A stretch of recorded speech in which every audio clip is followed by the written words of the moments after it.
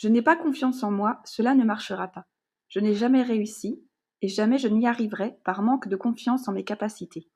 Dans cette vidéo, je te parle de confiance en toi. Je t'explique les 3 points essentiels pour avoir davantage confiance en toi quand tu es parent. Alors j'aborde ce sujet aujourd'hui car j'ai échangé cette semaine avec une maman qui fait partie du groupe de parents que j'anime, qui me partage qu'elle a l'impression de revenir en arrière, qu'elle a tout essayé et que rien ne fonctionne. D'ailleurs, si tu as ce que tu souhaites que j'aborde, fais-moi en part en commentaire et je serai ravie d'y répondre prochainement. Alors entrons dans le vif du sujet, comment avoir confiance en toi, en tes capacités parentales.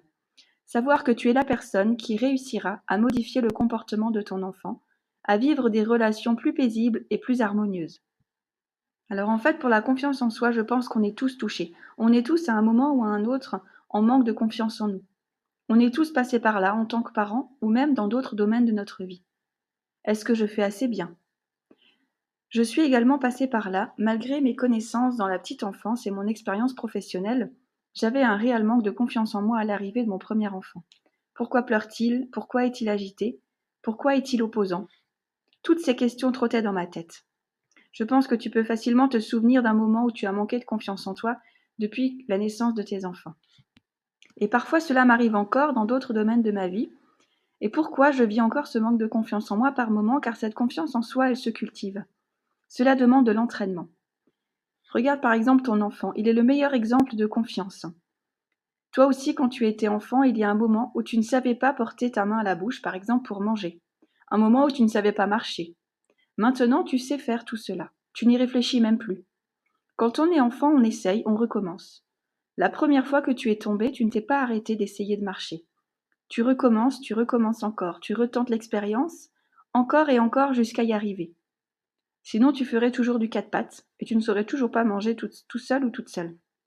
C'est pareil en tant que parent. Pour avoir confiance en soi, il faut encore et encore s'entraîner. Et si tu tombes, tu te relèves et tu essayes encore.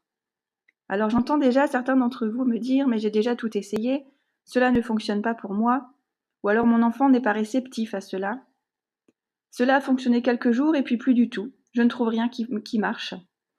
J'ai beau retenter plusieurs fois, je ne parviens pas à améliorer la situation. Le problème à ce moment-là est que tu cherches une solution miracle à l'extérieur de toi. Tu cherches l'outil magique qui va faire que tout va s'améliorer. Est-ce que, étant enfant, tu as cherché un trotteur et tu t'es dit, comme je n'y arrive pas, je vais utiliser le trotteur pour avancer et marcher? L'objectif est atteint.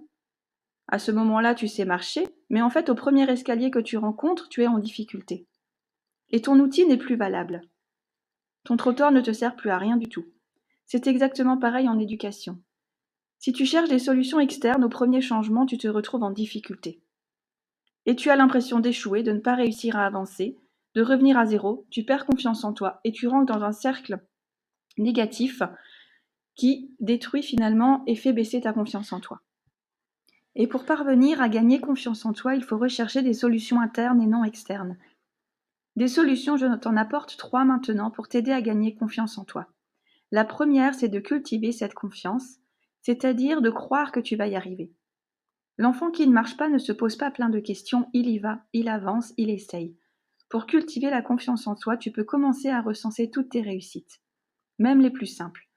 Parce que ce qui se passe souvent quand on n'y parvient pas, c'est qu'on se compare aux autres, et on trouve que les autres réussissent mieux que nous. Alors qu'en fait, c'est à la portée de tout le monde d'être un meilleur parent confiant et serein.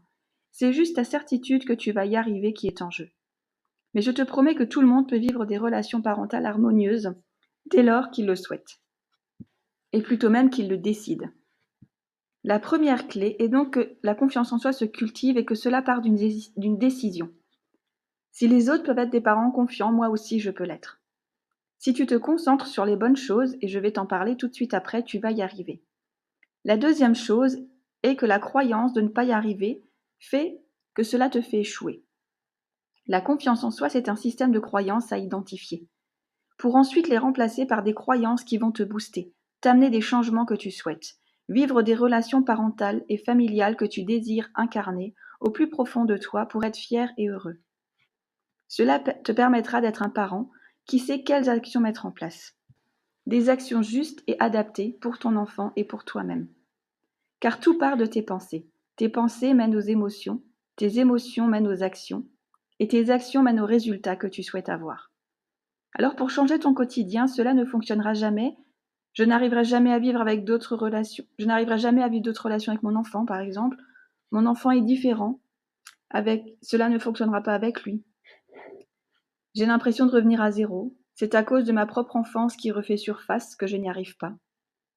Je suis perdue, je me sens démunie. Toutes ces croyances, si tu les as, ne pourront pas changer ton quotidien. Elles te tirent vers le bas et t'empêchent de mener les bonnes actions. L'idée, c'est de les remplacer par des nouvelles croyances. Je suis confiante, mon enfant est paisible, mon enfant se sent bien. J'ai des relations familiales harmonieuses. Je sais que j'ai les ressources pour aider mon enfant dans ce qu'il vit. Je me sens compétent en tant que parent et je sais ce dont il a besoin. Ces croyances-là vont te permettre d'aller de l'avant et d'aller vers ce que tu souhaites. La troisième chose est ensuite de passer à l'action. Car même avec un système de croyances au top, les super parents, même s'ils ont les meilleures croyances, qu'ils ne mettent pas en place des actions adaptées, il ne se passera rien de différent.